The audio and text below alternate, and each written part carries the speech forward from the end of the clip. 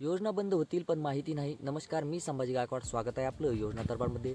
वेळ वाया न घालवता वळूयात आपल्या महत्त्वाच्या मुद्द्याकडे. संपूर्ण महाराष्ट्रातील माझा शेतकरी बांधवांचे लक्ष फक्त आता एकाच गोष्टीकडे लागून राहिलेलं आहे, ते म्हणजे शेतकरी कर्जमाफी. गेल्या 2 ते 3 दिवसापासून तुम्हीही पाहताय टीव्हीवर आणि सोशल मीडियावर कर्जमाफीच्या खूप सकारात्मक बातम्या येत आहेत. साहजिकच यामुळे तुमच्या आणि माझ्या मनात एकच आशा लागून निर्माण झालेली आहे. पण एकच प्रश्न आहे की येणाऱ्या अर्थसंकल्पीय अधिवेशनात खरोखरच कर्जमाफीची मोठी घोषणा होणार आहे का? आजच्या व्हिडिओमध्ये आपण हेच पाहणार आहोत आणि याच बाबतीत सविस्तर माहिती समजून घेणार आहोत की पडद्यामागचे नेमक्या हालचाली काय सुरू आहेत आणि या अधिवेशनात आपल्याला नक्की काय अपेक्षा ठेवायची.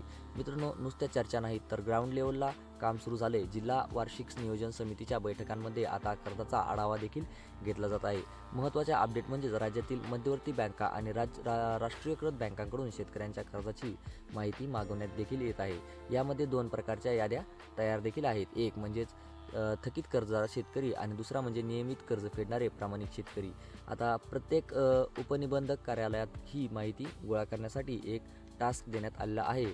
इतकंच नाही तर संपूर्ण प्रक्रियेवर लक्ष ठेवण्यासाठी आणि अभ्यासासाठी एक वार रूम देखील स्थापन करण्यात आलेली आहे.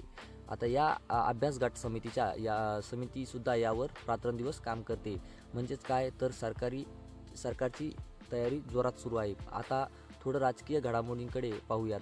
सध्या मुख्यमंत्री, उपमुख्यमंत्री आणि कृषी मंत्री यांच्या माध्यमातून जी विधाने येत आहेत ती अत्यंत पॉझिटिव्ह आहेत. पण खरा गेम चेंजर ठरणार आहे ते म्हणजेच 23 फेब्रुवारीपासून अर्थसंकल्पीय अधिवेशन.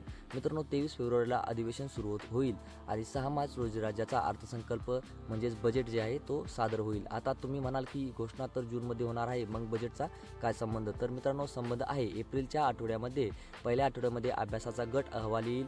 त्यानंतर 30 जून रोजी कदाचित अंमलबजावणी देखील होईल. जर कर्ज करायची असेल तर त्यासाठी लागणारे हजारो कोटींची निधी या बजेटमधून तरतूद ठेवावा लागत असतो.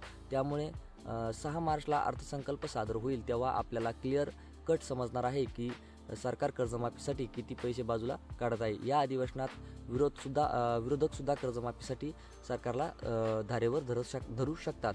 यामुळे सरकारवर देखील दबाव आहे. तर सांगायचं म्हणजेच कर्जमाफी कोणाची होणार? 1.5 लाखाची होणार की 2 लाखाची नियमित भरणाऱ्यांची होणार?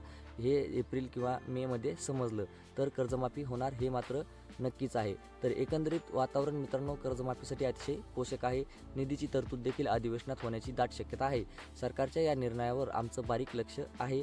जशी काही नवीन माहिती किंवा शासनाचा निर्णय येईल तसा तो आम्ही तुमच्यापर्यंत पोहोचवू. ही माहिती कामाची वाटली असेल तर व्हिडिओ लाईक करा आणि चॅनलला सबस्क्राईब करायला विसरू नका. त्याचबरोबर शेतकरी ग्रुपवर शेअर करायला देखील विसरू नका. भेटूया पुढच्या अपडेटसह. तोपर्यंत जय जवान जय किसान. धन्यवाद.